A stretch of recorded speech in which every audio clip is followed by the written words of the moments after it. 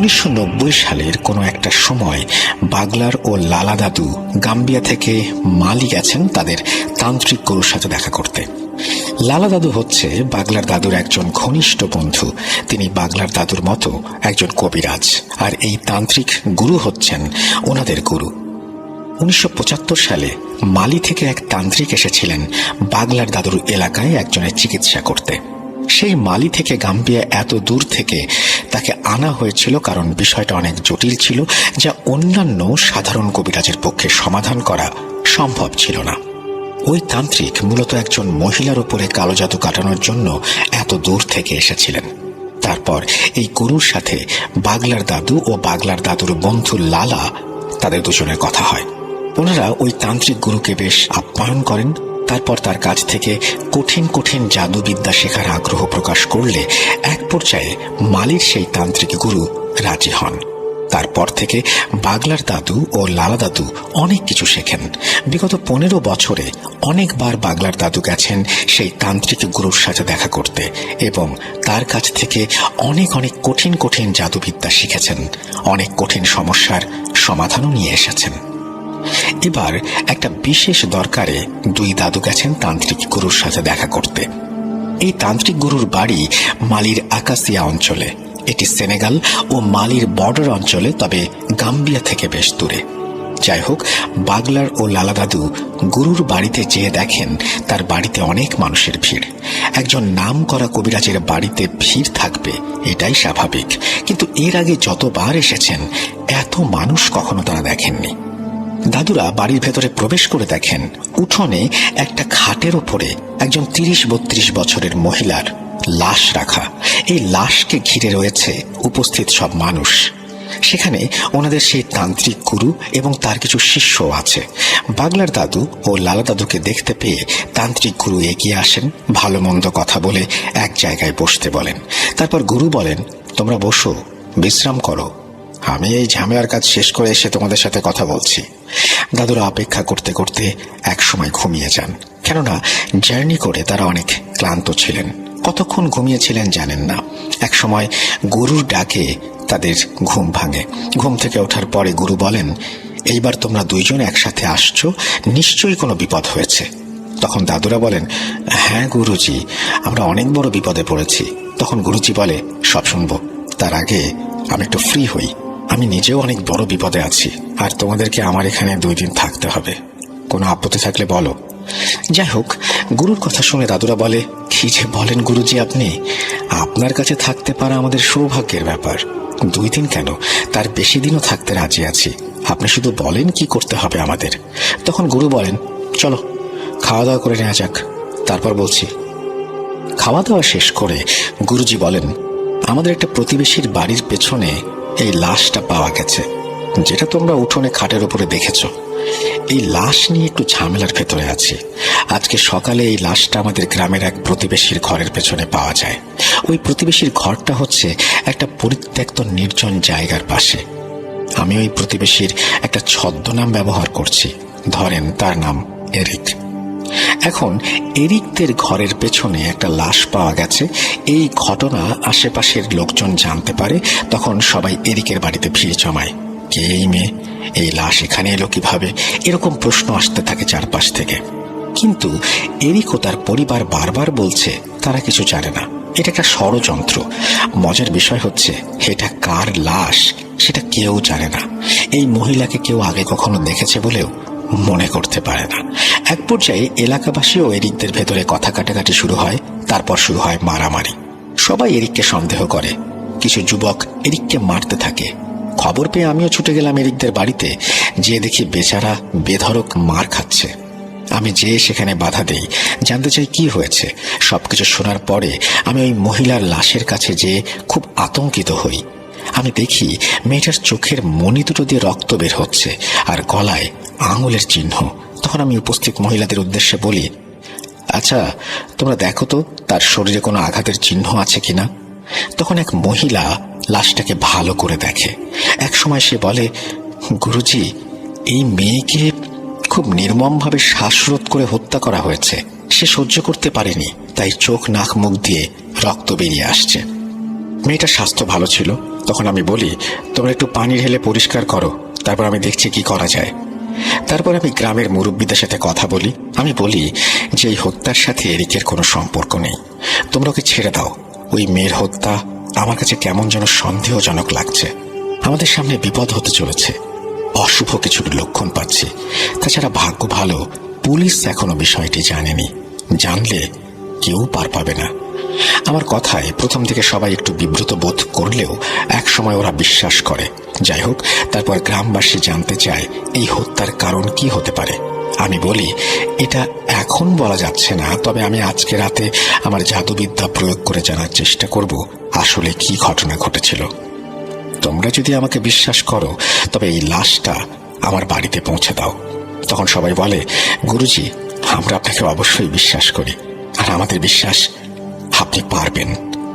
তারপর ওরা ধরাধরি করে লাশটা আমার বাড়িতে নিয়ে আসে। এই হচ্ছে আপাতত ঘটনা। এখন আমার তোমাদের থেকে একটা সাহায্য লাগবে। বাগলার দাদু জিজ্ঞাসা করেন, কি সাহায্য গুরুজি? তখন গুরুজি বলেন, আজকে রাতে তোমাদের দুজনকে নিয়ে আমি একটা রিচুয়াল করতে চাই এই লাশের ওপরে। এই রিচুয়ালের মাধ্যমে আমরা জানতে পারবো এই মহিলার পরিচয়, তাকে কে বা কারা হত্যা করেছে, কি উদ্দেশ্য। তখন লালা দাদু আর বাগলার দাদু বলে, এটা তো আত্মা ফেরানো জাদু। গুরুজি বলেন, হ্যাঁ, তোমরা ঠিকই বলেছ। এই জাদুর মাধ্যমে মৃত মানুষের ভেতরে আত্মা ফেরানো যায়, কিন্তু সেটা কিছু সময়ের জন্য। গুরুজি বলছেন, এটা আমি আমার ওস্তাদের কাছ থেকে শিখেছিলাম। আজ রাতে তোমাদের দুজনকে নিয়ে এই জাদু প্রয়োগ করব। এখন তোমরা বিশ্রাম করো, আমি যা যা প্রয়োজন সেগুলো ব্যবস্থা করে আসি। গুরুজি চলে যাওয়ার পরে লালা দাদু বলেন, বাগলার, আমাদের কি সৌভাগ্য, আফ্রিকার ইতিহাসের সবচেয়ে ভয়ানক ও কঠিন জাদু আজকে আমরা শিখব এবং দেখব। বাগলা দাদু বলেন, হ্যাঁ বন্ধু, আজকে আমাদের নতুন অভিজ্ঞতা হতে যাচ্ছে। দুজনে খুব উৎফুল্ল ছিল। অবশেষে বিকেল পেরিয়ে সন্ধ্যা হয়, সন্ধ্যা পেরিয়ে রাত। গুরুজি বলে, এই লাশটাকে আমার ছোট ঘরে, অর্থাৎ যে ঘরে বসে গুরুজি কবিরাজি করেন, সেই ঘরে নেওয়া হোক। বলে রাখা ভালো, আফ্রিকা মহাদেশে যারা এসব কবিরাজি বিদ্যা চর্চা করেন তাদের সবার আলাদা একটা ঘর থাকে। ঘরটা অনেকটা কুঁড়ে ঘরের মতো করে বানানো হয়। যাই হোক, গুরুজির কথা মতো বাড়ির সব সদস্য মিলে লাশটাকে ধরাধরি করে গুরুজির ছোট ঘরে নেওয়া হয়। তখন গুরুজি কিছু জিনিস নিয়ে সেই ঘরে প্রবেশ করেন। তার ভেতরে ছিল সরু দুটো কাঠ, রশি, কিছু ছোট বাটির মতো মাটির পাত্র, একটা বড় মাটির পাত্র, কিছু ছাগলের চর্বি যেগুলো রোদে শুকিয়ে মমের মতো করা হয়েছিল, একটা লাল কাপড়, আর আগুন জ্বালানোর জন্য ছোট ছোট কাঠের টুকরো। গুরুজি প্রথমে লম্বা কাঠ দুটোকে লাশের দুই পাশে রাখেন। তারপর ডান হাত ও ডান পা একটা কাঠের সাথে বেশ শক্ত করে বেঁধে দেন। বাকি কাঠের সাথে বাম পা ও বাম হাত একইভাবে বেঁধে ফেলেন। এরপর মাটির বাটিগুলোতে একটু তেল ও ছাগলের চর্বি ঢেলে দিয়ে কাপড় মোড়ানো রশির মতো বানানো, অর্থাৎ আলো জ্বালানোর জন্য যে ফিতা বানানো হয় সেরকম করে লাশের চারপাশে গোল করে একটু জায়গা রেখে গণ্ডির মতো করে রাখলেন। একটা গ্যাপ রাখলেন যাতে তিনজনের বসতে অসুবিধা না হয়। এরপরে বড় বাটিতে যেটা ছিল একটা গামলা বা বোলের আকারের, সেই পাত্রে কাঠের টুকরো সাজিয়ে তেল ঢেলে দিলেন। তারপর আস্তে আস্তে সবগুলো বাটি ও ওই পাত্রে আগুন জ্বালিয়ে দিলেন। পুরো ঘর তখন ধোঁয়ায় পরিণত হলো এবং সেই সাথে চর্বি পোড়া গন্ধ। অতিরিক্ত ধোঁয়ার কারণে কেউ ঘরে থাকতে পারলেন না। তখন গুরুজি বললেন, কিছুক্ষণের জন্য ঘর থেকে বের হতে হবে, একটু পরে ধোঁয়া কমে গেলে সাধনা শুরু করব। ওনারা তিনজন ঘর থেকে বের হয়ে ধোঁয়া কমার অপেক্ষা করতে লাগলেন। এর ভেতরে গুরুজি বাগলার দাদু ও লাল দাদুকে মন্ত্র শিখিয়ে দিলেন। কিছুক্ষণ পরে ধোঁয়া কমে গেলে আবার সেই ঘরে তারা প্রবেশ করলেন। এবার গুরুজি লাশের পশ্চিম পাশে বসে পড়লেন, পূর্ব দিকে মুখ করে। লাশ আর গুরুজির মাঝখানে ফাঁকা জায়গায় আগুনের বড় পাত্রটা রাখলেন গুরুজি। তারপর বাগলার দাদুকে বললেন, বাগলার, তুমি লাশের পাশে মাথার কাছে বসে পড়ো আর কাঠ দুটোকে শক্ত করে ধরে রাখবে। লালা, তুমি লাশের পায়ের কাছে বসো, কাঠ দুটোকে শক্ত করে ধরে রেখো। প্রচন্ড শক্তি প্রয়োগ করতে হবে তোমাদের। এই লাশের শরীরে যখন আত্মা ফিরে আসবে তখন সেটা বল প্রয়োগ করে এখান থেকে ছুটে পালাবার চেষ্টা করবে। আমি তন্ত্র বলে ওকে ধরে রাখবো, তবে যদি কোনোভাবে এখান থেকে ছুটে যেতে সক্ষম হয় তবে আমরা কেউ বাঁচব না।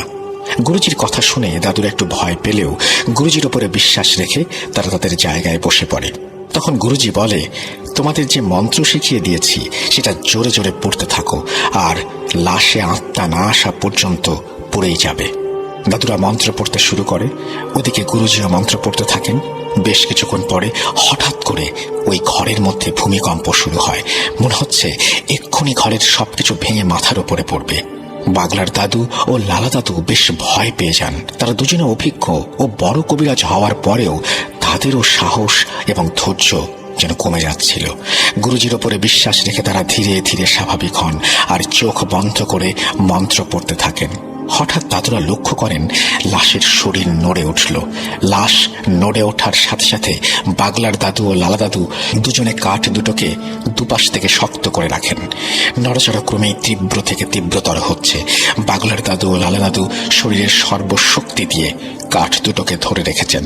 এমন সময় গুরুজি আগুনের পাত্রটা নিয়ে উঠে দাঁড়ালেন আর উচ্চ স্বরে মন্ত্র পড়তে পড়তে লাশের চারপাশে ঘুরতে থাকলেন। একটা জিনিস খেয়াল করেন, একটা জ্বলন্ত আগুনের পাত্র যেটা দীর্ঘ সময় জ্বলছে সেটা ধরার সাথে সাথে হাত পুড়ে যাবার কথা, কিন্তু মন্ত্র বলে কিছু হয়নি গুরুজির। তা না হলে উনি সেটা কিভাবে ধরেছেন? এটাই হচ্ছে কালো জাদু। গুরুজি আগুনের পাত্রটা নিয়ে ঘুরতে থাকেন আর মন্ত্র পড়তে থাকেন। এদিকে লাশ ছটফট করতে থাকে এবং চারপাশটা মনে হচ্ছে এখনই লণ্ডভণ্ড হয়ে যাবে। এভাবে চলতে থাকে অনেক সময়, কিন্তু গুরুজি, লালা দাদু ও বাগলার দাদু মন্ত্র পড়া বন্ধ করেননি। তারা উচ্চ স্বরে মন্ত্র পড়তে থাকেন। মন্ত্র পড়ার এক পর্যায়ে লাশটার ছটফটানি থেমে যায় এবং লাশটা কথা বলে ওঠে। যখন লাশটা কথা বলে ওঠে তখন গুরুজি দাঁড়িয়ে যান আর তার মন্ত্র পড়া বন্ধ করে দেন। লাশটা বলে ওঠে, কি রে কবিরাজ, আমাকে কেন ডেকেছিস? এটা শোনার পরে গুরুজি বলেন, তোমার পরিচয় দাও। তখন লাশের ভেতরে থাকা আত্মা বলে ওঠে, আমি তোর কথা শুনতে বাধ্য না। চুকসের দাদুর বর্ণনা অনুযায়ী ওটা ওই লাশের আত্মা ছিল। আমরা মুসলিম, আমরা বিশ্বাস করি মৃত মানুষের আত্মা কখনো ফিরে আসে না। হতে পারে সেটা তার কারেন্ট জিন অথবা কোনো পিশাচ বা অন্য কিছু। যাই হোক, প্রথমে ওই আত্মাটি কথা বলতে রাজি হচ্ছিল না। তারপর বিভিন্নভাবে তাকে বিভিন্ন কায়দায় রাজি করানো হয় এবং এক পর্যায়ে গুরুজি সক্ষম হন। গুরুজি একটা ওয়াদা করার পরেই লাশটি কথা বলে ওঠে। গুরুজি কি ওয়াদা করেছিলেন সেই বিষয়ে একটু পরে আসছি। ওই মহিলার আত্মা বলে, আমার নাম নায়রা, ছদ্মনাম। আমার বাড়ি বামাকো অর্থাৎ মালির রাজধানী। আমি খ্রিস্টান। আমার বিয়ে হয়েছে মাত্র 3 বছর। আমার বাবা মা কেউ জীবিত নেই। আমার ভাই বোন সবার বিয়ে হয়ে গেছে। তারা সবাই আলাদা আলাদা পরিবার নিয়ে থাকে। আমার স্বামী ফ্রেডি, ছদ্মনাম, ছোটখাটো একটা ব্যবসা করে। বেশ সুখে আমাদের দিন কাটত। সেই সুখ আর সইল না। ফ্রেডি অন্য এক নারীর সাথে সম্পর্ক গড়ে তোলে আর আমাকে অবহেলা অবজ্ঞা করতে শুরু করে। এক পর্যায়ে আমি আমার স্বামীর নামে আমার ভাই বোন ও তার পরিবারের কাছে নালিশ করি। বিষয়টা আমার স্বামী অস্বীকার করে। তারপর তার এমন মিথ্যাচার আমি মেনে নিতে পারি না। আমাদের বাড়িতে আমাদের ভেতরে তুমুল ঝগড়া হয় এবং এক পর্যায়ে আমি তাকে ডিভোর্স দেওয়ার সিদ্ধান্ত নেই আর তাকে জানিয়ে দেই আমি আদালতে দাঁড়াবো তার বিরুদ্ধে। এটা শোনার পরে সে কিছুটা স্বাভাবিক হয়। তারপর তার পরিবার ও আমার পরিবার সবার কাছে সে প্রতিজ্ঞা করে সবকিছু ঠিক হয়ে যাবে। এরপর বেশ কিছুদিন আমার স্বামী আমার সাথে খুব ভালো ব্যবহার করে। তার এমন পরিবর্তন দেখে আমি বেশ খুশি হই।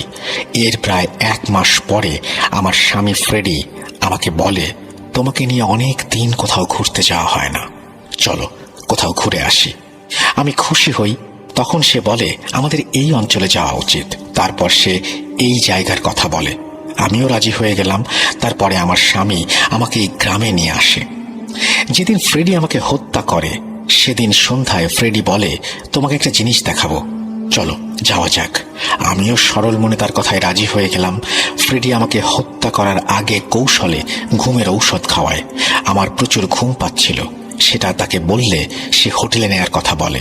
কৌশলে এখানে নিয়ে এসে আমাকে গলা টিপে হত্যা করে। তারপর আমার লাশ এখানে ফেলে পালিয়ে যায় আর এভাবে আমার মৃত্যু হয়। মহিলার আত্মার কাছ থেকে তার হত্যাকাণ্ডের ঘটনা শুনে উপস্থিত আমরা সবাই মর্মাহত হই এবং ফ্রেডির ওপরে আমাদের প্রচুর রাগ হয়। নীরবতা ভেঙে গুরুজি নায়রার আত্মাকে বলে, এখন তুমি বলো আমি তোমার জন্য কি করতে পারি। তখন নায়রার আত্মা বলে, আমার এই নির্মম হত্যার বিচার চাই, আর আমার লাশটা আমার ভাই বোনদের কাছে পাঠিয়ে দিলে আমার আত্মা শান্তি পাবে। গুরুজি একটু চিন্তা ভাবনা করে বলে, তোমার স্বামীকে ঈশ্বর অবশ্যই সাজা দেবেন, আমি তার উপরে মরণ বাণ মারব। তার মতো পাপীর বেঁচে থাকার কোনো অধিকার নেই। কিন্তু তোমার লাশ নিয়ে এখন যদি তোমার বাড়িতে যাই তাহলে আমরা বিপদে পড়ে যাব। আইনি ঝামেলা হবে অনেক, যেহেতু তোমার স্বামী তোমাকে হত্যা করেছে তার কোনো সাক্ষী নেই, আর সেটা প্রমাণ করার জন্য আইনি প্রক্রিয়ার ভেতর দিয়ে যেতে হবে। অনেক ঝামেলা হবে, আমাদের গ্রামে নিরীহ মানুষগুলো বিপদে পড়বে, অনেক ভোগান্তি হবে সবার। তার চেয়ে আমরা সবাই মিলে তোমাকে এখানে তোমার ধর্ম অনুযায়ী দাফন করি। আমি তোমাকে কথা দিচ্ছি, ফ্রেডির ওপরে আমি ভয়ঙ্কর কালজাদু করব, ওকে ভয়ানক মৃত্যু দেব। নায়রার আত্মা প্রথমে রাজি না হলেও অনেক বোঝানোর পরে অবশেষে রাজি হয়। তখন গুরুজি ফ্রেডির ও নায়রার নাম, ঠিকানা, বাবা মায়ের নাম সবকিছু নায়রার আত্মার কাছ থেকে জেনে নেয়। এরপরে গুরুজি নায়রার আত্মাকে নায়রার শরীর থেকে মুক্ত করে দেন। পরের দিন গুরুজি গ্রামের কিছু মুরব্বীকে ডেকে সবকিছু খুলে বললেন। সবাই সবকিছু শুনে বলে, গুরুজি আপনি যেটা ভালো মনে করেন সেটা করেন, আমাদের সবার মতামত আছে। তারপর নায়রাকে স্থানীয় একটি খ্রিস্টান কবরে দাফন করা হয়। দাফন শেষে বাগলার দাদু ও লালা দাদুকে উদ্দেশ্য করে গুরুজি বলেন, চলো ফ্রেডির ব্যবস্থা করা যাক।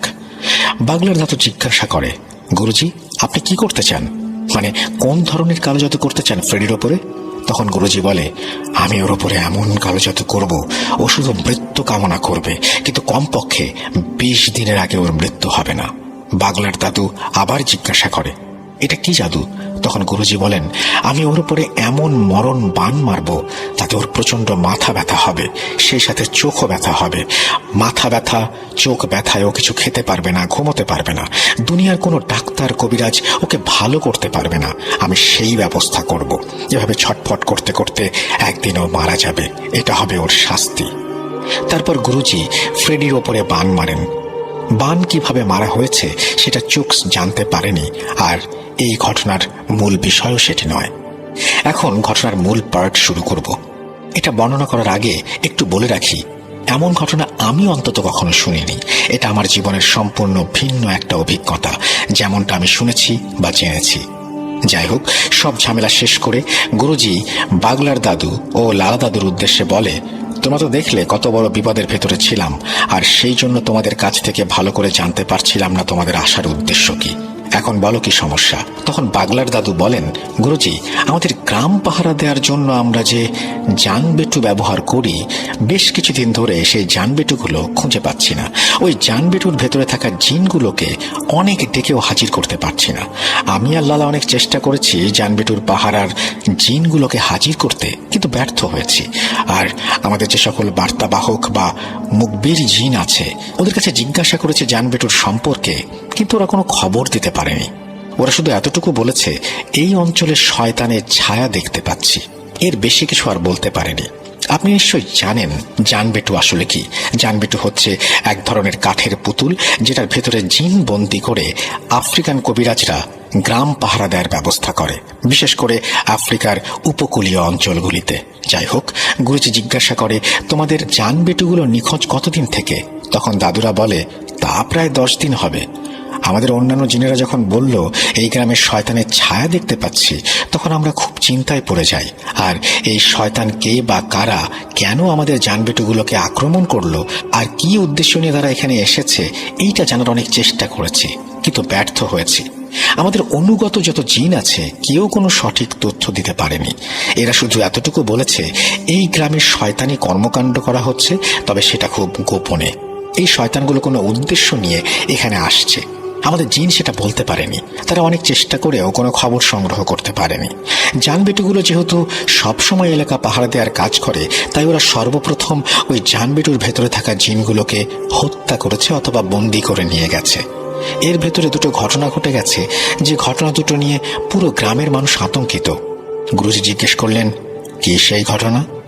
বাগলা দাদু বললেন, জানবেটুগুলো নিখোঁজ হবার 2 দিন পরে আমাদের গ্রামের একটা ছেলে জিয়ান কাজ শেষ করে নদীর পাড় দিয়ে বাড়ি ফিরছিল। এক জায়গায় এসে জিয়ান দেখতে পায় একটু দূরে দুটো অবয়ব দাঁড়িয়ে আছে। এটা দেখে জিয়ান খুব অবাক হয়। জিয়ান আস্তে আস্তে এগোতে থাকে। একটু কাছে আসার পরে জিয়ান বুঝতে পারে ওই অবয়ব দুটো আসলে দুটো মানুষ। তারা কালো কাপড় পরা আর নদীর ভেতরে ঠিক হাঁটু পানিতে দাঁড়িয়ে আছে। আবছা আলোয় জিয়ান লক্ষ্য করে লোক দুটোর হাত দুটোয় দুটো পাত্র দেখা যাচ্ছে। তারা পাত্র দুটো ধরে ওখানে দাঁড়িয়ে আছে। জিয়ান মনে মনে ভাবে এই লোক দুটো কে, আর তারা এই হাঁটু পানির মধ্যে দাঁড়িয়ে কি করছে? চোর না তো আবার? জিয়ান বুদ্ধি করে নদীর পাড়ে থাকা একটা গাছের আড়ালে লুকিয়ে পড়ে আর উঁকি মেরে দেখতে থাকে আসল ঘটনা কি ঘটেছে। জিয়ান দেখে লোক দুটো অজানা ভাষায় কিছু পড়ল, তারপর পাত্রের ভেতরে থাকা তরল কোনো একটা জিনিস নদীর পানিতে ঢেলে দিল। জিয়ান বুঝতে পারে এরা কোনো সাধারণ মানুষ না, এরা নিশ্চয়ই কোনো কবিরাজ বা তান্ত্রিক। জিয়ান লক্ষ্য করে ওই তরল জাতীয় জিনিস যখনই পানিতে ঢেলেছে তখনই ওই জায়গার পানি পাক খেতে শুরু করেছে। তখন ওই কবিরাজ দুটো নদী থেকে কিনারায় উঠে ওই গাছের দিকে আসতে থাকে, যেই গাছের পেছনে জিয়ান লুকিয়েছিল। লোক দুটোকে তার দিকে আসতে দেখে জিয়ান প্রচন্ড ভয় পায়। তখন সে মনে মনে আল্লাহকে ডাকতে শুরু করে। জিয়ান মুসলিম ছিল, সে তার জানা যত দোয়া আছে সব পড়তে থাকে আর মনে মনে আল্লাহকে বলে, হে আল্লাহ, আমার উপরে রহমত করো, লোক দুটোর হাত থেকে আমাকে রক্ষা করো। এক সময় লোক দুটো জিয়ানের অনেকটা কাছে এসে নদীর দিকে মুখ করে দাঁড়িয়ে থাকে। ওদিকে জিয়ান খেয়াল করে নদীর ভেতরে পাক ক্রমেই বেড়ে চলেছে আর সেই পাকের ভেতর থেকে উঠে আসে বিশাল একটা কচ্ছপ। এত বড় কচ্ছপ জিয়ান আগে কখনো দেখেনি। আকারে সেটা একটা মানুষের থেকে দ্বিগুণ হবে আর উচ্চতায় মানুষের সমান। দানবীয় এমন একটা কচ্ছপ দেখে জিয়ান প্রচন্ড ভয় পায়। ওর ইচ্ছে করে একটা চিৎকার দিয়ে এখান থেকে পালিয়ে যেতে, কিন্তু গাছের আড়াল থেকে বেরিয়ে আসার সাথে সাথে সে ধরা পড়ে যাবে সেই ভয়ে আর সেখান থেকে বের হতে পারে না। জিয়ান দেখে কচ্ছপটা ধীরে ধীরে ওই লোক দুটোর কাছে আসছে। কচ্ছপটা ওই লোক দুটোর সামনে এসে থেমে যায়। তারপর জিয়ান যেটা দেখে সেটা দেখার জন্য সে মোটেও প্রস্তুত ছিল না। সে দেখে কচ্ছপটার মাথা বেরিয়ে আসলো, কিন্তু সেটা কোনো কচ্ছপের মাথা না, সেটা একটা মানুষের মাথা। এই মাথাটা অনেক ভয়ঙ্কর এবং বিভৎস। যেটুকু আবছা আলোয় দেখা যায় সেই আলোয় জিয়ান দেখে ওর মাথায় চুলগুলো জট বাঁধা, মুখের মাংসগুলো পচন ধরা আর দুই মুখে কাটা কাটা চিহ্ন। মনে হচ্ছে চিহ্নগুলো কেউ ধারালো ছুরি দিয়ে কেটে ফেলেছে। কাটা জায়গায় মাংস বেরিয়ে আসছে, চোখগুলো গোল গোল, চোখের কোটর জোরে গোল কালো দাগ। এমন ভয়ঙ্কর জিনিস দেখে জিয়ানের দম বন্ধ হয়ে যাওয়ার উপক্রম। তার শরীর রীতিমতো কাঁপতে শুরু করে। জিয়ান চিৎকার দিতেও পারে না। জিয়ান তার হাত দিয়ে নিজের মুখ চেপে ধরে। এমন সময় ওই কচ্ছপরূপী জিনটা মানুষের মতো কথা বলে ওঠে। এটা দেখা ও শোনার পর জিয়ান আর নিজেকে ধরে রাখতে পারে না, সে সেখানে অজ্ঞান হয়ে যায়। পরের দিন সকালে গ্রামের কিছু মানুষ জিয়ানকে অজ্ঞান অবস্থায় ওই গাছের নিচে পায়। আমি আর লালা খবর পেয়ে ছুটে যাই জিয়ানকে দেখতে। গিয়ে দেখি মসজিদের ইমাম সাহেব জিয়ানকে ঝাড়ফুঁক করছে। ইমাম সাহেবের চেষ্টায় জিয়ান সুস্থ হয়ে ওঠে। আমি আর লালা ইমাম সাহেবকে জিজ্ঞাসা করি, হুজুর, কি হয়েছে? আপনি কি বুঝলেন? ইমাম সাহেব বলেন, অশুভ কর্মকাণ্ডের ইঙ্গিত পাচ্ছি। যাই হোক, জিয়ান একটু সুস্থ হলে সে পুরো ঘটনা খুলে বলে। তখন আমরা বুঝতে পারি আসলে ঘটনা কি ঘটেছে। ইমাম সাহেব বলেন, জিয়ান, খোদা তোমার সাথে ছিল বলে ওই শয়তানের নজর থেকে তুমি বেঁচে গেছো। তুমি দোয়া দরুদ পড়েছিলে বলে ওই শয়তানগুলো তোমাকে দেখতে পায়নি। ওরা যদি তোমাকে দেখতে পারত তবে তোমাকে ওখানে মেরে ফেলতো। আমরা জিয়ানকে জিজ্ঞেস করি, আচ্ছা জিয়ান, তুমি কি ওই লোক দুটোকে চিনতে পেরেছো? জিয়ান বলে, তাদেরকে চিনি না। যাই হোক, তারপর আমি, লালা, ইমাম সাহেব যার যার জায়গা থেকে চেষ্টা করি সেদিন রাতে কি ঘটেছে সেটা জানার, কিন্তু ব্যর্থ হই। এই ঘটনার 2 দিন পরে লালাদের এক প্রতিবেশীর কন্যা সন্তান নিখোঁজ হয়। বাচ্চার বয়স ছিল 3 মাস। বাড়ির ভেতর থেকে বাচ্চা নিখোঁজ হওয়ার বিষয়টা আমাদের সবাইকে নাড়া দিয়েছে। আমরা সবাই বুঝতে পারছি খুব ভয়ানক কিছুর আবির্ভাব হয়েছে আমাদের এলাকায়। এই রহস্য উদ্ঘাটন ও তার সমাধান করার মতো ক্ষমতা আমাদের এখনো হয়নি। এই জন্য গুরুজি আমাদের এত দূর থেকে আপনার কাছে আসা। কিছু একটা করুন। সবকিছু শুনে গুরুজি বলেন, আচ্ছা, আমি দেখছি কি করা যায়। আজ গভীর রাতে আমি আমার শক্তিশালী এক জাদুকরী মুখবিরি জিনকে পাঠাবো তোমাদের এলাকায় তথ্য সংগ্রহ করার জন্য। তখন বাগলার দাদু বলে, গুরুজি, আমাদের সকল মুখবির জিন ফেল করেছে, আপনার জিন কি পারবে? তখন গুরুজি মুচকি হেসে বলে, বাগলার, ও হচ্ছে সেই জিন যে স্বয়ং শয়তানের করা মায়াজাল কাটাতে সক্ষম। তোমরা চিন্তা করো না, যাও বিশ্রাম করো, আমি আগে দেখি ওখানে কি হচ্ছে। সেদিন রাতেই গুরুজি আসনে বসেন, আমরা দুজন শুয়ে পড়ি। ভোরে গুরুজির ডাকে আমাদের ঘুম ভাঙে। তখন গুরুজি বলে, বাগলার, তোমরা তৈরি হয়ে নাও, আমাদের এক্ষুনি বেরোতে হবে। বাগলা দাদু জিজ্ঞাসা করে, গুরুজি আমরা এখন কোথায় যাচ্ছি? গুরুজি বলেন, কোথায় আবার? তোমাদের এলাকায়। শয়তানের সাথে মোকাবেলা করতে হবে না। গুরুজি আমাদের সাথে যাচ্ছেন শুনে আমি আর লালা তো দারুণ খুশি। তখন গুরুজি বলেন, বাগলার, এই কবিরাজি জীবনে অনেক কিছু দেখেছি, অনেক কিছু শুনেছি। আমার গুরু যিনি ছিলেন উনি আমাকে সবসময় একটা কথা বলতেন, যদি শয়তানের সাথে লড়াই করতে করতে মৃত্যু হয় তবে সেই মৃত্যুতে ঈশ্বর খুশি হন। শয়তানের কাছে কখনো মাথা নত করবে না। এই বৃদ্ধ বয়সে এসে এমন একটা সুযোগ আমি পেয়ে যাব ভাবতে পারিনি। তোমাদের দুজনকে ধন্যবাদ আমার কাছে আসার জন্য। চলো যাওয়া যাক তোমাদের এলাকায়। তাছাড়া অনেক দিন হলো আমার বোনটাকে দেখি না। সমস্যার সমাধান করব, বোনের সাথেও দেখা করব। মালির গুরুজির একজন বোনের বিয়ে হয়েছে গাম্বিয়াতে, অর্থাৎ 1975 সালে এই গ্রামে এসে, অর্থাৎ বোনের বাড়িতে এসে।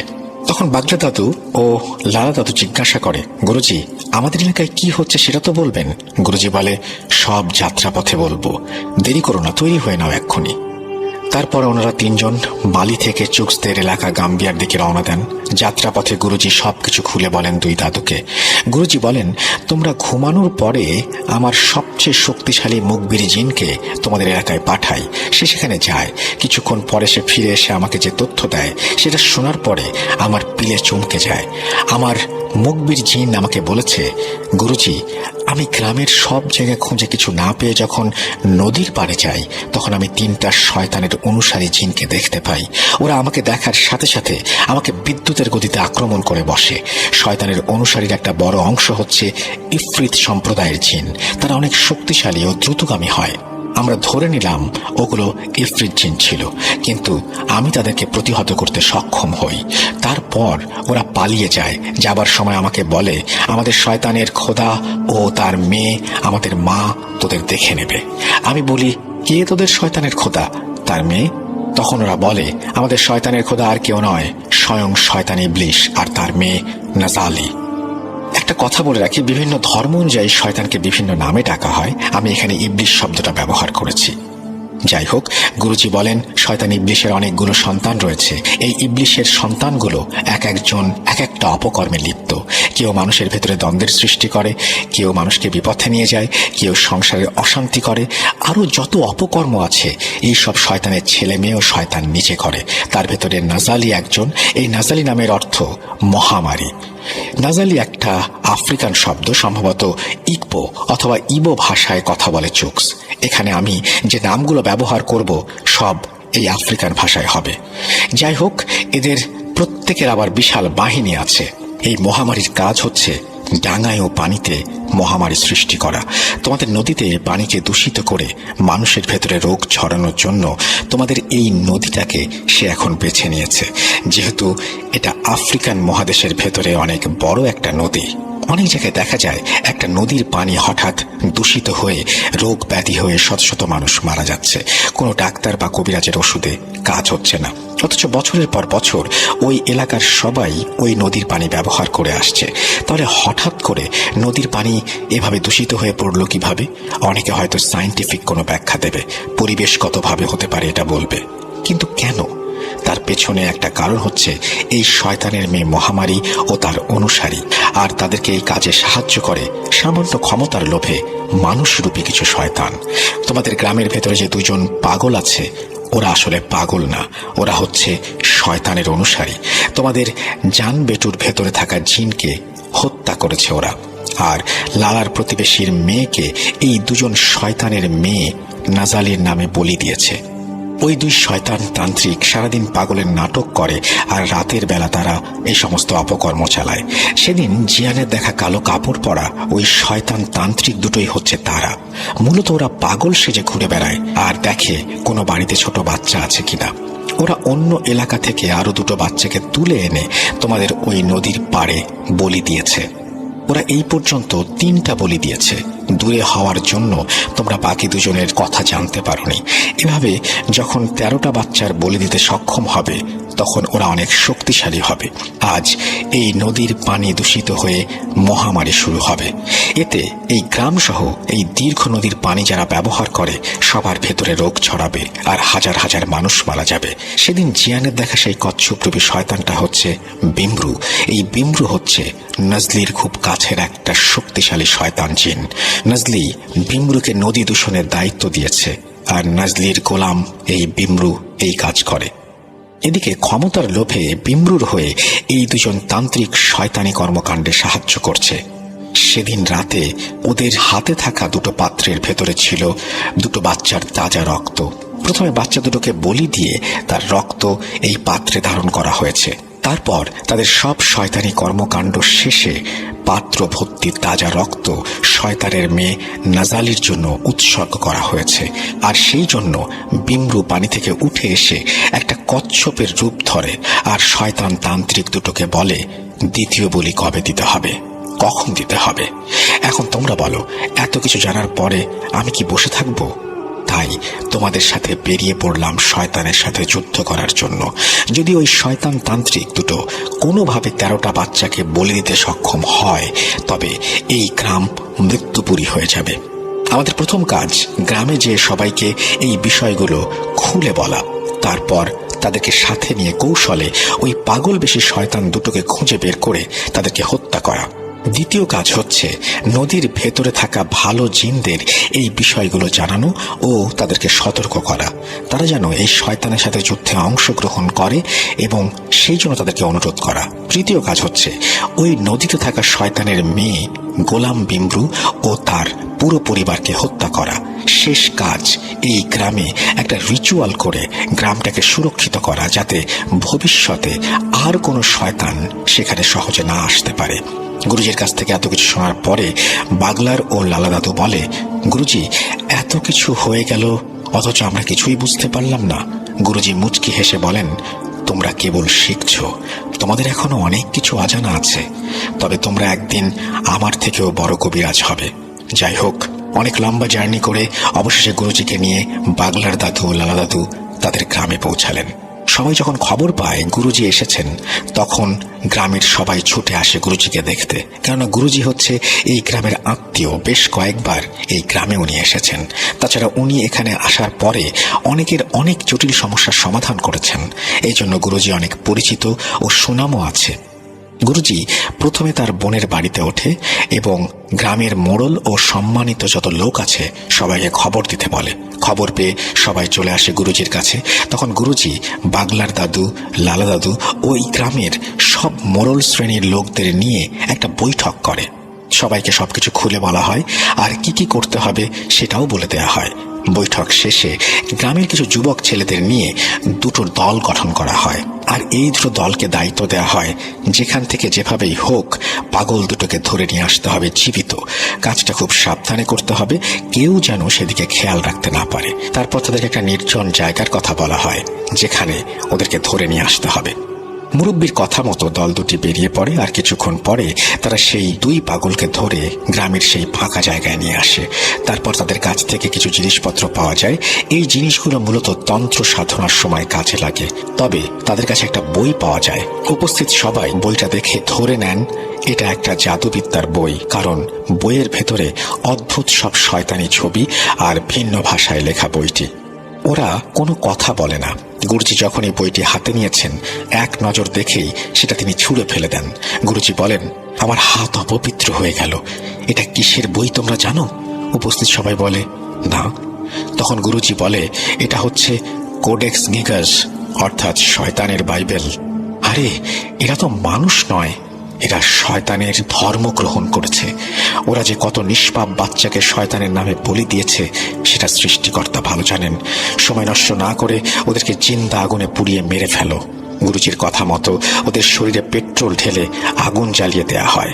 ওরা মরার আগে শুধু একটা কথা বলে, আমাদের শয়তানের খোদা তোমাদের শাস্তি দেবে। ওই দুজনের কাছ থেকে অনেক কিছু জিজ্ঞাসা করা হয়েছিল মরার আগে, যেমন তোমরা কতদিন ধরে শয়তানি কর্মকাণ্ডে লিপ্ত, কোথা থেকে এসেছো ইত্যাদি ইত্যাদি। কিন্তু ওরা নাকি কোনো কথার উত্তর দেয়নি। যাই হোক, শয়তান দুটোকে আগুনে জ্বালিয়ে দেওয়া হয়, সেই সাথে ওই শয়তানি কিতাবও আগুনে পুড়িয়ে ফেলা হয়। গুরুজি বলেন ওদের হাড় ও ছাই থাকবে সব একটা গর্তে, এবং সেই গর্ত মাটিতে ভরাট করে দেবে। তারপর গুরুজি বলে, বাগলার ও লালা, আজ রাতে তোমরা আমার সাথে ওই নদীর পাড়ে যাবে যেখানে জিয়ান ওই কচ্ছপটা দেখেছিল। আর নদীর পাড়ে যাবার আগে একটা কাজ করতে হবে, 7টা গাভীর দুধ দহন করতে হবে, একটা পাত্রে করে নিয়ে আসতে হবে সেটাকে, আর শক্ত করে 2টো লাঠির ব্যবস্থা করতে হবে। গুরুজির কথা মতো 7টা গরুর দুধ এক পাত্রে সংগ্রহ করা হয় আর শক্ত 2টো লাঠি। তারপর পাত্রটি গুরুজির হাতে দেয়া হয়। গুরুজি বলেন, এবার চলো নদীর পাড়ে যাওয়া যাক। বাগলার দাদু ও লালা দাদুকে সাথে নিয়ে গুরুজি নদীর সেই জায়গায় যান যেখানে সেই শয়তানটিকে দেখা গিয়েছিল। তারপর গুরুজি বলেন, তোমাদের হাতের লাঠি 2টো আমাকে দাও। লাঠি 2টো নিয়ে গুরুজি মন্ত্র পড়ে তাতে ফু দেন।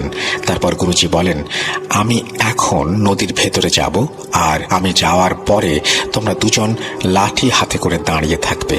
এখানে কেউ আসার চেষ্টা করবে, কিন্তু যখনই দেখবে তোমাদের হাতে এই মন্ত্র পড়া লাঠি, তখন কেউ আর এখানে আসতে পারবে না। আমি পানির নিচে যাওয়ার পরে কিছু শয়তান পানির ভেতর থেকে ওপরে আসার চেষ্টা করবে, কিন্তু উঠতে পারবে না।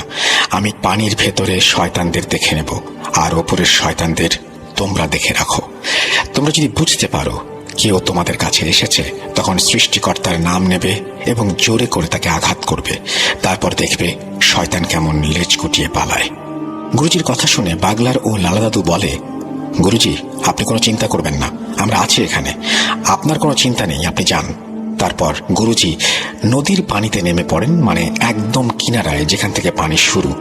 তারপর মন্ত্র পড়ে ওই দুধের পাত্রে ফু দিতে থাকেন। তারপর দুধ ভর্তি পাত্রটি পানিতে ডুবিয়ে দেন। তার কিছু সেকেন্ডের ভেতরেই গুরুজির সামনে পাক খাওয়া শুরু হয় এবং ফাঁকা হয়ে যায়। তখন গুরুজি সেই ফাঁকা জায়গা দিয়ে নদীর ভেতরে প্রবেশ করেন। ডাঙায় বাগলার ও লালা দাদু লাঠি হাতে দাঁড়িয়ে সব দেখছেন। গুরুজি চলে যাওয়ার পরে শুরু হয় বন্য সব জীবজন্তুর ভয়ঙ্কর হুঙ্কার। চারপাশ জুড়ে যত সব ভয়ঙ্কর জন্তু জানোয়ার গর্জন করতে থাকে। বাগলা দাদু লক্ষ্য করে নদীর পাড়ে গাছপালার ভেতর থেকে অনেক জোড়া চোখ ওদের দিকে ভয়ঙ্কর দৃষ্টিতে তাকিয়ে আছে। এই দৃশ্য দেখে মোটামুটি ভয় পেলেও দুজনের একজনও ওই জায়গা থেকে এক চুলো নড়েনি। প্রায় 1 ঘন্টা পরে নদীতে আবারও পাক শুরু হয়, আর আগের মতো পাকের জায়গাটা ফাঁকা হয়ে যায়। এদিকে পাক শুরু হওয়ার সাথে সাথে আশেপাশে সব হুঙ্কার গর্জন থেমে যায়। তার কিছুক্ষণ পরে গুরুজি সেইখান থেকে উঠে ডাঙায় চলে আসে।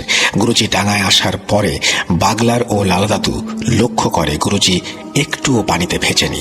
গুরুজির জামা কাপড় সম্পূর্ণ শুকনো। এটা দেখে দুজনে খুব অবাক হয়। যাই হোক, গুরুজিকে দেখে দাদুরা জিজ্ঞাসা করে, গুরুজি আপনি ঠিক আছেন? গুরুজি বলে, হ্যাঁ আমি ঠিক আছি। তোমাদের কোনো অসুবিধা হয়েছে? তারা বলে, হ্যাঁ, অনেকগুলো শয়তান এসেছিল জন্তু জানোয়ার সেজে ভয় দেখানোর চেষ্টা করছিল। তখন গুরুজি বলে, এই লাঠির সামনে আসার মতো সাহস কারো নেই। এখন বাড়ি চলো, আজকে গভীর রাতে এই শয়তানি খেলা শেষ করতে হবে।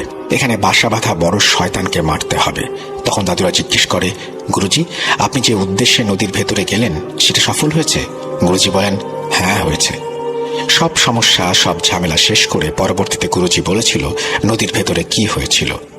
গুরুজি বলেন, আমি পানির নিচে নামলাম, আমি দেখতে পেলাম একটা রাস্তা চলে গেছে। আমি সেই রাস্তা ধরে হাঁটতে থাকলাম।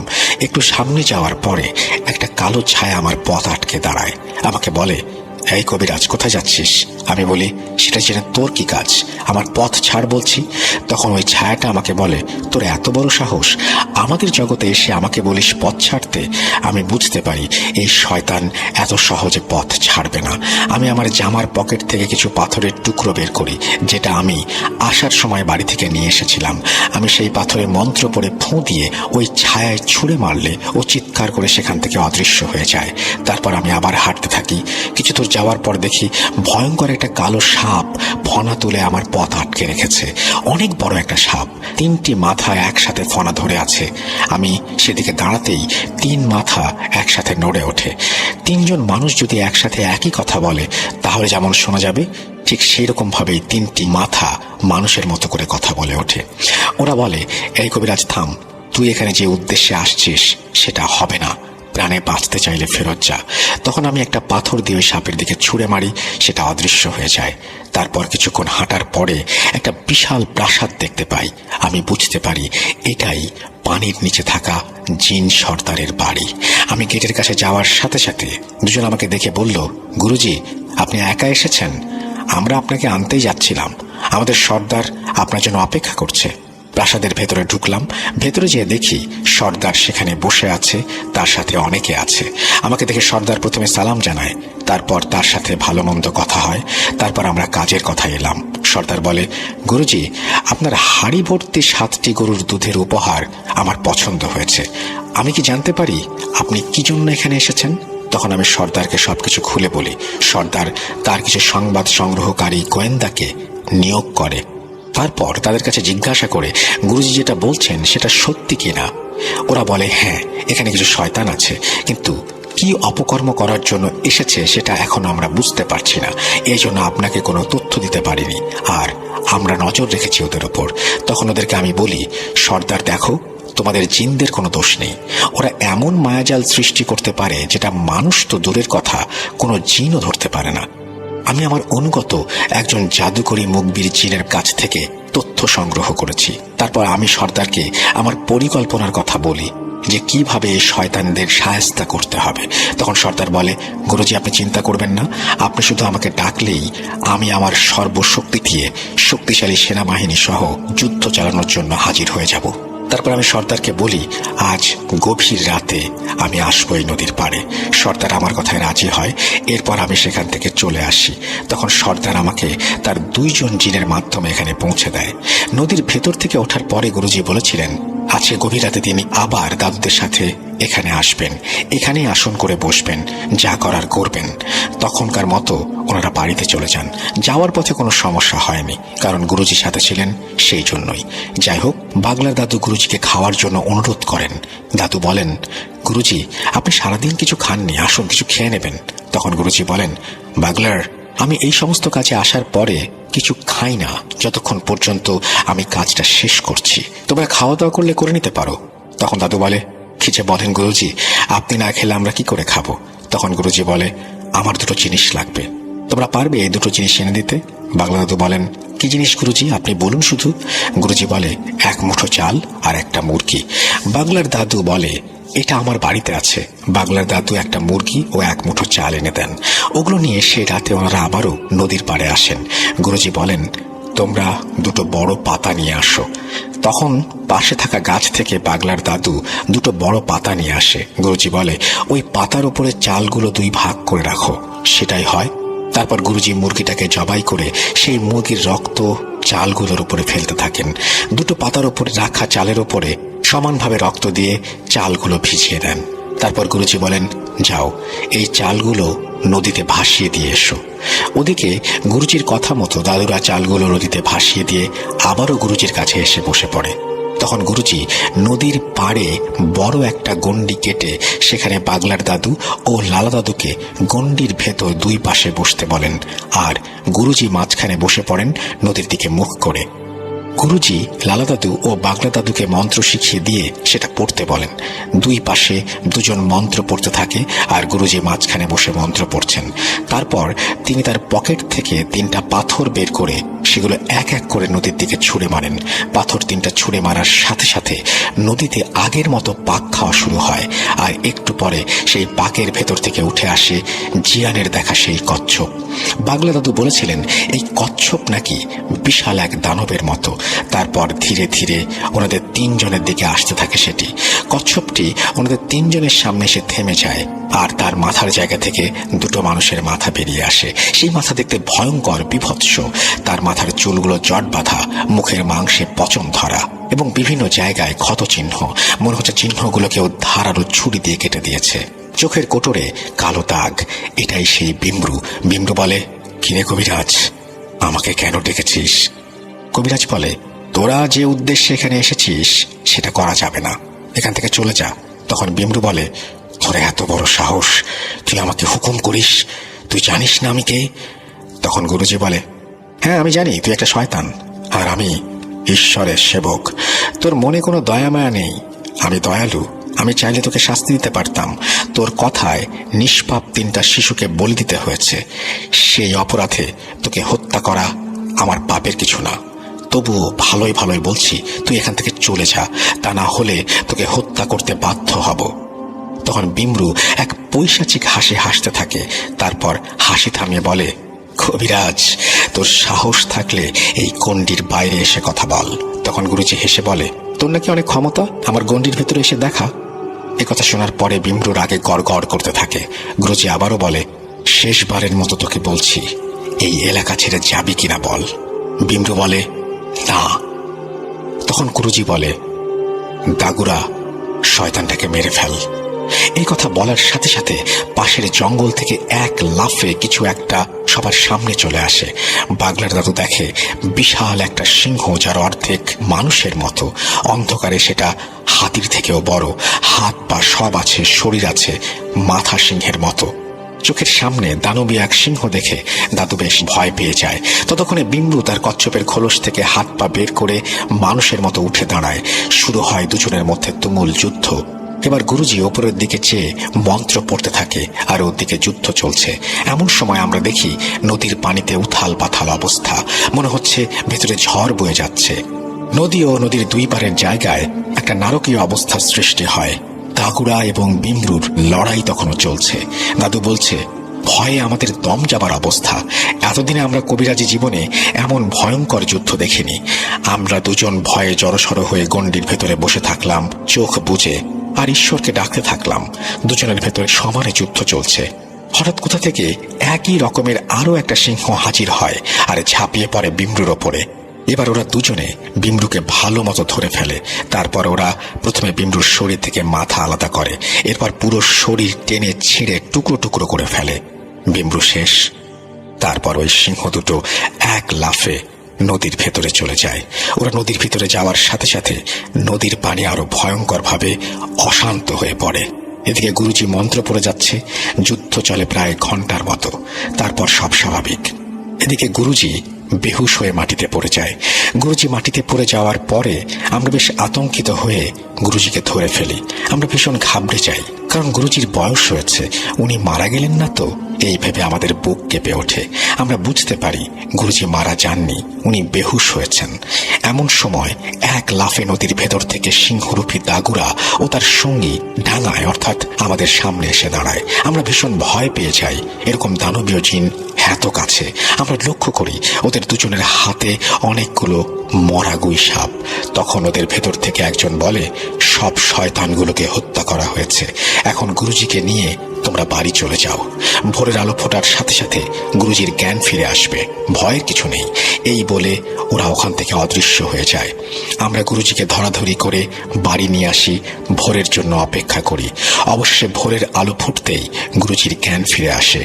সব কিছু স্বাভাবিক হলে গুরুজি গোসল করেন। তারপর আমরা সবাই গোসল করে একসাথে খাওয়া দাওয়া করি। পরবর্তীতে জানতে চাই গুরুজির কাছে, গুরুজি কেন অজ্ঞান হয়ে পড়লেন। গুরুজি এক ভয়ঙ্কর তথ্য দেন, যেটা শুনে আমরা ভীষণ ভয় পেয়ে যাই এবং অবাক হই। আসলে সেই রাতে কি হয়েছিল যেটা দাদুর এখনো অজানা রয়ে গেছে। এখন বলছি সেই ঘটনা, তবে তার আগে চলে যাই সেই রাতে, যে রাতে গুরুজি তার সংবাদ সংগ্রহকারী জিনকে পাঠালেন এখানে কি কি হচ্ছে সেটা দেখার জন্য। সেটাতে গুরুজি ওনার সংবাদ সংগ্রহকারী জিনের সাথে কথা বলার পরে তার শক্তিশালী জিন বন্ধু দাগুরাকে ডাকেন। দাগুরা শব্দের অর্থ সিংহ পুরুষ। এই দাগুরা জিনদের ভেতরে যত জাতের জিন আছে তার ভেতরে সবচেয়ে শক্তিশালী। শুধু তাই নয়, দাগুরা হচ্ছে জিনদের সর্দারদের সর্দার, অর্থাৎ জিনদের ভেতরে অনেক জাতি আছে আর প্রত্যেক জাতি ও গোত্রের একজন সর্দার থাকে, আর এই সব সর্দারদের সর্দার হচ্ছে দাগুরা। দাগুরা এত শক্তিশালী যে সে একা লক্ষ লক্ষ জিনের সাথে লড়াই করতে পারে। তার রয়েছে বিশাল এক জিন সেনাবাহিনী, আর এই দাগুরা জিন খুবই ধার্মিক ও ন্যায়পরায়ণ। সে নিজেকে সবসময় অন্যায় থেকে দূরে রাখার চেষ্টা করে, আর অন্যায়ের বিরুদ্ধে প্রতিবাদ করাই তার কাজ। সে কয়েক হাজার বার শয়তানের সাথে যুদ্ধ করেছে। প্রশ্ন উঠতে পারে, শয়তান তো অমর, শয়তানের মৃত্যু নেই, তবে একজন জিন হয়ে শয়তানের সাথে কিভাবে যুদ্ধ করে? হ্যাঁ, শয়তানের মৃত্যু নেই, তবে শয়তান কখনো সরাসরি প্র্যাকটিক্যালি কোনো কিছু করতে পারে না। এই যেমন মানুষ বলি দেয়া, হত্যা করা, মহামারী ছড়ানো ইত্যাদি ইত্যাদি। শয়তান যেটা করতে পারে, সে পরামর্শ দিতে পারে এবং মানুষ এবং জিনকে ধোঁকা দিতে পারে। শয়তান এই ধরনের কর্মকাণ্ডগুলো পরিচালনা করে মাত্র, সেগুলো মানুষের দ্বারাই কার্যকরী হয়। এই বিমরু হচ্ছে অনেক শক্তিশালী, ধূর্ত, চালাক ও নিষ্ঠুর শ্রেণীর ইফরিত জিন। সে প্রায় 2000 বছর ধরে শয়তানের সান্নিধ্যে থেকে বিভিন্ন সময়ে বিভিন্ন অপকর্মে লিপ্ত ছিল। সে সমুদ্রের তলদেশ থেকে তার শয়তানি আখড়া গেড়ে বসে, আর বহুদিন ধরে এই সমুদ্র পথে চলার সময় অনেক জাহাজ সে ডুবিয়ে দিয়েছে আর জাহাজে থাকা নাবিকদের হত্যা করেছে। এভাবে সে হাজার হাজার মানুষের প্রাণ নিয়েছে। আপনারা হয়তো দ্য ডেভিল সির নাম শুনেছেন। এই যে ডেভিল সি, যেখানে রহস্যজনকভাবে জাহাজ হারিয়ে যায়, পানিতে ডুবে যায়, আরো অনেক কিছু আছে যেগুলো বর্ণনা করে ঘটনাকে আর বড় করতে চাই না। তবে এই বিমরু চরিত্র ও পূর্বের কার্যকলাপের সাথে ডেভিল সির কোনো যোগসূত্র থাকতে পারে। যাই হোক, এই নদীতে আসার আগে শয়তানের মেয়ে নাজালির সাথে তার সাক্ষাৎ হয়। নাজালি তার কাজে সন্তুষ্ট হয়ে তাকে একটা দায়িত্ব দেয়। তখন নাজালি বিমরুকে বলে, যাও, মানুষের ভেতরে মহামারী ছড়িয়ে দাও, হাজার হাজার নিষ্পাপ লোকের প্রাণ নিয়ে নাও। মূলত নাজালি তাকে এখানে পাঠিয়েছে মহামারী ছড়ানোর জন্য। একবার সেই কাজে সফলতা অর্জন করতে পারলে রোগ ব্যাধিতে আক্রান্ত হয়ে হাজার হাজার মানুষের জীবন চলে যাবে। এতে শয়তানের মেয়ে খুশি হয়ে আরো তাকে শক্তিশালী করে দেবে। এই পুরো ব্যাপারগুলো যখন আমি জানতে পারি, তখন আমি এই জিন বন্ধু দাগুরাকে স্মরণ করি, কারণ আমি জানি নির্দিষ্ট প্রক্রিয়া ছাড়া এই জিন কারো ডাকে সাড়া দেয় না। যাই হোক, সেটাতে আমার ডাকে সাড়া দিয়ে দাগুরা হাজির হয়। তারপর আমি তাকে সবকিছু খুলে বলি। শুনে দাগুরা প্রচন্ড রেগে যায় আর বলে, আগামীকাল সেখানে যাও, আমি সব সময় তোমার সাথে থাকবো আর সময় মতো আমি তাকে হত্যা করব। তারপর দাগুরা আমাকে সবকিছু বুঝিয়ে দেয় কিভাবে কি করতে হবে। এই সবকিছুর প্ল্যান মাস্টার দাগুরা নিজে। একজনকে সহজে হত্যা করা যায় না, তাকে ভালো হওয়ার সুযোগ দিতে হয়, তার পাপের প্রায়শ্চিত্ত করার সুযোগ দিতে হয়। সেই জন্য দাগুরা আমাকে বলেছিল, তুমি প্রথমে তাকে বলবে সেখান থেকে চলে যেতে। আমি জানি সে যেতে চাইবে না, তারপরও তুমি সেটা বলবে। সে যখন অস্বীকার করবে, তখন শুধু আমাকে ডাক দেবে। আমি প্রস্তুত থাকবো বিমরুর সাথে যুদ্ধ করার জন্য। তারপরের ঘটনা তোমরা সবাই দেখেছো, অনেক কিছুই দেখেছো, আবার অনেক কিছু দেখতে পারোনি। বাগলা দাদু জিজ্ঞেস করলো, গুরুজি, আমরা কি দেখিনি? তখন গুরুজি বলে, আমরা যখন মুরগিটি জবাই করে রক্তের সাথে চাল মিশিয়ে নদীতে ভাসিয়ে দিলাম, এটা ছিল রিচুয়ালের একটা অংশ। মূলত সেখান থেকেই শুরু হয় যুদ্ধের প্রস্তুতি। ওদিকে পানির সর্দার বুঝতে পারে সময় এসে গেছে যুদ্ধের। সে তার সেনাবাহিনী নিয়ে প্রস্তুত হচ্ছিল। যখন বিমরু আমাদের সামনে আসে, ঠিক তখন দাগুরা তার সেনাবাহিনী নিয়ে আকাশে লুকিয়েছিল। দাগুরা তার সেনাপতিকে দায়িত্ব দিয়ে নিজে জমিনে নেমে আসে বিমরুর সাথে লড়াই করার জন্য। তোমরা কি জানো, যুদ্ধ শুধু ডাঙা এবং পানিতে হয়নি, যুদ্ধ আকাশেও হয়েছে। বিমরুর বিপদ বুঝতে পেরে হাজার হাজার শয়তানের অনুসারীরা এসেছিল বিমরুকে বাঁচানোর জন্য এবং তার হয়ে যুদ্ধ করার জন্য। কিন্তু ততক্ষণে আমি মন্ত্র বলে একটা বলয় সৃষ্টি করি। সেই বলয় ভেদ করে ওই শয়তানগুলো নিচে আসতে পারেনি। আমি এমন কঠিন ও লম্বা লম্বা মন্ত্র পাঠ করেছি, যা পাঠ করতে আমার নিঃশ্বাস বন্ধ হয়ে যাচ্ছিল। শয়তানগুলো ওপর থেকে আমার উপরে প্রভাব বিস্তার করার চেষ্টা করছিল। আর যদি একবার আমি ভুল করতাম আর আমার এই বলয় ভেঙে যেত, তবে আমরা সবাই মারা যেতাম। ওই শয়তানগুলো নিচে নেমে আসতে সক্ষম হতো আমার মন্ত্র বলে, এবং দাগুরার সেনাপতি ও তার সৈন্যবাহিনীর আক্রমণের ওপরে শয়তান জিনগুলো ওখানেই মারা যায়। আমি চেয়ে চেয়ে দেখেছি আর মন্ত্র পড়েছি। দাগুরার সেনাপতি যখন দেখে দাগুরা একা পেরে উঠছে না বিমরুর সাথে, তখন সে তার সৈন্যদের ওখানে দায়িত্ব দিয়ে দাগুরার কাছে চলে আসে। আর এই দুজনের শক্তির কাছে বিমরু পরাজিত হয়। বিমরুকে হত্যা করার পরে দাগুরা এবং তার সেনাপতি চলে যায় নদীর ভেতরে বাকি শয়তানগুলোকে হত্যা করার জন্য। তারপর আমি অজ্ঞান হয়ে যাই। অবশ্য ততক্ষণে সব শয়তানগুলোকে হত্যা করা হয়ে গেছে। তবে দুঃখের বিষয় এটা, এই যুদ্ধে পানির নিচে থাকা বেশ কিছু ভালো জিন ও দাগুরার কিছু সৈন্য নিহত হয়েছে। আর এভাবেই একটা ভয়ঙ্কর শয়তানি বাহিনীকে দাগুরা এবং পানির নিচের সর্দার পরাস্ত করে এবং তাদের সবাইকে মেরে ফেলতে সক্ষম হয় দাগুরা এবং সেনাবাহিনীর হাতে। তোমরা যে গুই সাপগুলো দেখেছো, ওগুলো সব মৃত শয়তানের অনুসারী। তো এটাই ছিল মূল ঘটনা, যার অনেক কিছু তোমরা জানো না। গুরুজির কাছে সবকিছু শোনার পরে দাদুরা বেশ অবাক হন এবং গুরুজির অনেক প্রশংসা করতে থাকেন। আর দাদুরা দুঃখ প্রকাশ করেন সেই সমস্ত জিনদের জন্য যাদের রক্ষা করা সম্ভব হয়নি। এরপর গুরুজি এই গ্রামটা পুরোপুরি বন্ধ করে দেন। সেবার গুরুজি 4-5 দিন ছিলেন তার বোনের বাড়ি। আপ্যায়নের কোনো কমতি ছিল না তার। গ্রামের প্রত্যেকটা মানুষ গুরুজির কাছে কৃতজ্ঞ। গুরুজির এই 4-5 দিনে বাগলার দাদুরা অনেক কিছু শেখেন গুরুজির কাছ থেকে। এরপরেও বেশ কয়েকবার বাগলার দাদু গেছেন গুরুজির বাড়ি। তবে এটাই ছিল গুরুজির শেষবারের মতো আসা মালি থেকে গাম্বিয়া। গুরুজি এখন আর জীবিত নেই, তবে গাম্বিয়ার প্রবীণদের কাছে গুরুজি এখনো এক মহানায়ক। ওনার মতো কবিরাজ আফ্রিকা মহাদেশে খুব কম ছিল। এই ঘটনাটি অর্থাৎ ঘটনার দ্বিতীয় পর্ব, এটি এখনো যারা প্রবীণ তাদের মুখে মুখে শোনা যায়। এখনো সন্ধ্যা হলে অনেক প্রবীণরা তার নাতি নাতনিদের নিয়ে বসে যান গুরুজির গল্প করতে। উনি মরেও এখনো জীবিত। আমি চুকসের কাছে গুরুজির নাম জিজ্ঞাসা করেছিলাম, সে নাম বলতে পারেনি। চুকসের কাছ থেকে বেশ কিছু ঘটনা শুনেছি, কিন্তু সেগুলো আমাদের বাংলাদেশের প্রেক্ষাপটে গ্রহণযোগ্য নয়। ঘটনার ভেতরে এমন কিছু বিষয় রয়েছে যেগুলো নিয়ে প্রচুর সমালোচনা হতে পারে। এই ঘটনাগুলো সংগ্রহ করতে আমার বেশ বেগ পেতে হয়েছে। সে অনেক এলোমেলোভাবে ঘটনা উপস্থাপন করেছিল, তাকে বারবার প্রশ্ন করতে হয়েছিল। যেমন জিন বলতে ওরা বোঝে demon, devil, black devil, spirit ইত্যাদি ইত্যাদি। কিন্তু আমরা মুসলিমরা জিন শব্দটা ব্যবহার করেছি বোঝার সুবিধার্থে। কর্মব্যস্ততার কারণে সময় করে পুরো ঘটনাটা সংগ্রহ করে শুরু থেকে লিখতে অনেক সময় লেগেছে। জানি না কতটুকু সাজিয়ে লিখতে পারলাম। মেহেদী হাসান লিখেছেন দুবাই থেকে। Thank you so much. অনেক লম্বা একটা স্টোরি, অনেক লম্বা একটা story. Thank you very much, এবং অনেক ইন্টারেস্টিং একটা স্টোরি। আপনাদের সবাইকে অনেক ধন্যবাদ ধৈর্য নিয়ে শোনার জন্য, এবং আপনাকেও ধন্যবাদ এই ঘটনাটি আমাদের সামনে উপস্থাপন করার জন্য। আশা করছি ভবিষ্যতে আপনার ঘটনা পাবো। ভালো থাকবেন আপনি। তো লিসেনার্স, আমরা আজকের মতো এখানেই শেষ করছি। আশা করছি আমাদের এই ঘটনাটি আপনাদের ভালো লেগেছে। যদি ভালো লাগে অবশ্যই আমাদের জানাবেন, যদি ভালো না লাগে তাও আমাদের জানাবেন। আমরা আজকের মতো বিদায় নেব না, ঠিক আসলে আমরা আজকের মতো অন্য ঘটনায় যাব। সেই পর্যন্ত সবাই ভালো থাকুন, সুস্থ থাকুন, মোস্ট ইম্পর্টেন্টলি ভূত.com এর সাথে থাকুন। আল্লাহ হাফেজ।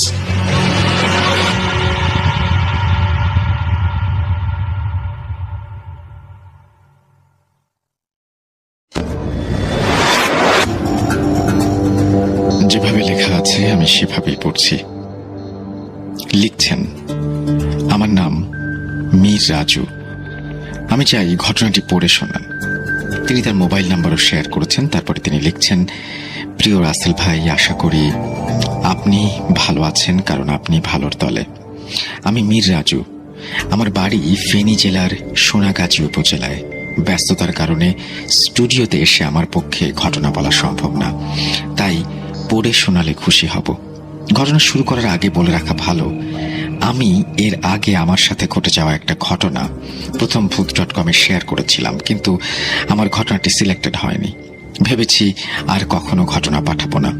কিন্তু গত কয়েকদিন আগে আমার এলাকার এক বড় ভাইয়ের কাছ থেকে তার সাথে ঘটে যাওয়া তার জীবনের একটি ভয়ঙ্কর ঘটনা শুনি। ঘটনাটি শ্রোতাদের কাছে কতটা ভয়ঙ্কর হবে জানি না, তবে আমার কাছে বেশ রহস্যময় মনে হয়েছে। তাই অভিমান ভুলে আবারও একবার ঘটনা শেয়ার করতে যাচ্ছি। সরাসরি ঘটনায় চলে যাই। আমার এলাকার ভাইটির নাম রিয়াদ। তিনি পেশায় একজন অ্যাম্বুলেন্স চালক। তিনি দীর্ঘ 5 বছর অ্যাম্বুলেন্স চালান। এ জীবনে তার সাথে ছোট বড় অনেক ভৌতিক ঘটনা ঘটেছে, কিন্তু এই ঘটনাটি বেশ ভয়ের। ঘটনা বোঝার স্বার্থে রিয়াদ ভাইয়ের মতো করে বলছি। বলছেন রিয়াদ ভাই।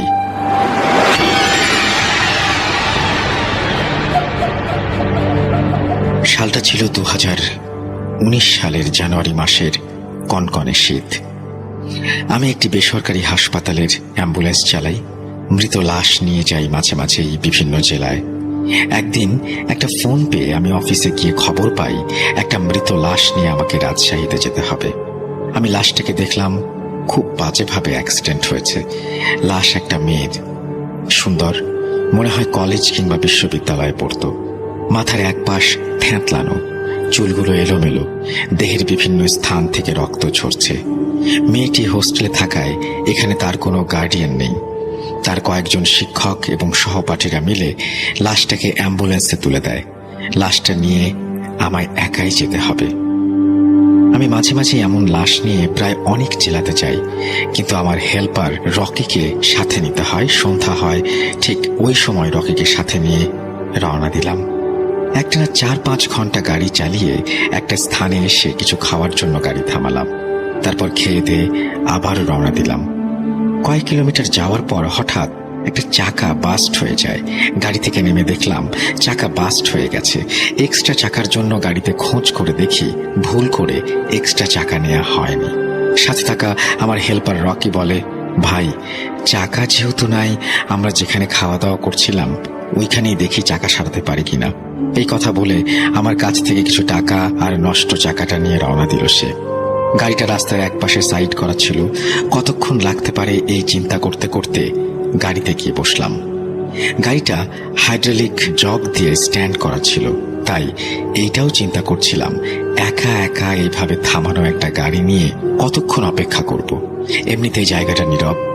একটু পরপর 1-2টা ডিস্ট্রিক্ট বাস সাঁই সাঁই করে চলে যাচ্ছে। পাশে কোনো মানুষজনের চিহ্ন নেই। রাত প্রায় 10টা। কি আসবে হাইওয়েতে? আমি একটা সিগারেট ধরিয়ে একটু পরপর একটা একটা করে টান দিচ্ছি আর চাকা আসার ব্যাপারটা নিয়ে চিন্তা করছি। লুকিং গ্লাসে রকি আসার পথে তাকিয়েছিলাম। হঠাৎ ভেতরে থাকা লুকিং গ্লাসে চোখ আটকে গেল। চোখটা সরিয়ে পেছনে তাকাতে দেখলাম না, কিছুই না, সব ঠিক আছে। আবার যখন সিগারেটে টান দিয়ে লুকিং গ্লাসের দিকে তাকালাম তখন ভয়ে স্থির হয়ে গেলাম। আমি দেখলাম মেয়েটার লাশটা উঠে বসে আছে। এবার আমি ঘাড় ঘোরাতে সাহস করলাম না। আমার মনে হচ্ছিল দাঁতে দাঁত লেগে আসবে। হঠাৎ পেছন থেকে মেয়েটা বলে উঠল, ভাইয়া, আমি পানি খাবো, পিপাসায় গলাটা ফেটে যাচ্ছে। আমি অনিচ্ছা সত্ত্বেও পেছনে তাকিয়ে দেখি মেয়েটা সত্যি শোয়া থেকে উঠে বসেছে আর শরীরের দাগগুলো নেই। থ্যাকলানোর দিকটা বোঝা যাচ্ছে না। মনে হচ্ছে সে অজ্ঞান হয়েছিল, এখনই জ্ঞান ফিরেছে। মেয়েটা আবারও বলতে লাগলো, ভাইয়া, আমার খুব পানির পিপাসা লেগেছে, আমাকে একটু পানি দেন। কেন জানি মুহূর্তের মধ্যে আমার ভেতর থেকে সব ভয় কেটে গেছে। মেয়েটাকে দেখতে স্বাভাবিক লাগায় আমি একটা পানির বোতল এগিয়ে দিলাম। পানিটা পেয়ে সে এক নিঃশ্বাসে শেষ করে কেমন একটা স্বস্তির নিঃশ্বাস ফেলল। আমি মুহূর্তে ভাবছি, আহা জীবন, কি দারুণ আমাদের চিকিৎসা ব্যবস্থা। একটা অজ্ঞান হওয়া জীবিত মেয়েকে লাশ বানিয়ে অ্যাম্বুলেন্সে উঠিয়ে দিয়েছে। এগুলো ভাবতে না ভাবতেই মেয়েটা আমার দিকে মুখ করে বলতে লাগলো, জানো ভাইয়া, এই পানির জন্য আমার বুকটা ফেটে যাচ্ছিল। আমার ভার্সিটি বন্ধ হয়ে যাওয়ায় বাড়িতে যাওয়ার জন্য তৈরি হয়ে বাস স্ট্যান্ডে আসি। আমি রিক্সা থেকে নেমে ভাড়া দিলাম। যখন একটু সামনে এগোলাম খেয়াল করতে পারিনি কখন একটা দ্রুতগামী বাস আমার সামনে এসে পড়েছে। চোখের পলকে বাসটার আঘাত খেয়ে সামনে পড়ে যাই আর বাসটা ব্রেক করতে না পেরে আমার মাথার ঠিক বাম সাইড দিয়ে চলে যায়। যাওয়ার সময় আমার সমস্ত শরীরটাকে কয়েকবার রাস্তায় পিষ্ট করে যায়। অ্যাক্সিডেন্টের বেশ কিছুক্ষণ পর পর্যন্ত জীবিত ছিলাম। মেয়েটার মুখে এই কথাগুলো শুনে আমার বাক রুদ্ধ হয়ে গেছে। আমি যেন আমার মধ্যে নেই, আমি শুধু শুনছি। তারপর মেয়েটা বলছে, চিৎকার করে বলতে পারিনি, আমাকে কেউ পানি দাও, পিপাসায় আমার গলা ফেটে যাচ্ছে। খুব শব্দহীন আর্তনাদ করে পানির জন্য গুমড়ে কেঁদে উঠেছিলাম, কিন্তু আমাকে এক ফোঁটা পানি কেউ দেয়নি। যখন শেষ নিঃশ্বাসটা ফেললাম একজন এসে আমাকে পানি খাওয়াতে চাইল, কিন্তু পানির এক ফোঁটাও গলা দিয়ে নামলো না, গাল বেয়ে পড়ে গেল। আমার নিথর দেহটা অ্যাম্বুলেন্সে তোলা হলো। আমার আইডি কার্ড দেখে ভার্সিটি থেকে তথ্য নিয়ে আমার কয়েকজন বন্ধু আর শিক্ষককে খবর দেয়া হয়, আর তারাই আপনার গাড়িতে তুলে দিয়েছে আমাকে বাড়িতে পৌঁছে দিতে। মেয়েটা এক নিঃশ্বাসে কথাগুলো বলে একটু চুপ করে আবারও বলল, ভাইয়া, আমার আব্বা আম্মা আর ভাই বোনকে বলবেন আমার জন্য যেন না কাঁদে, আর আপনাকে অসংখ্য অসংখ্য ধন্যবাদ আমাকে পানি খাওয়ানোর জন্য। এই কথা বলে মেয়েটা আবার শুয়ে পড়ে। ততক্ষণে আমার হেল্পার রকি চাকা ঠিক করে এসে বলল, ভাই চলেন, চাকা ঠিক হয়ে গেছে।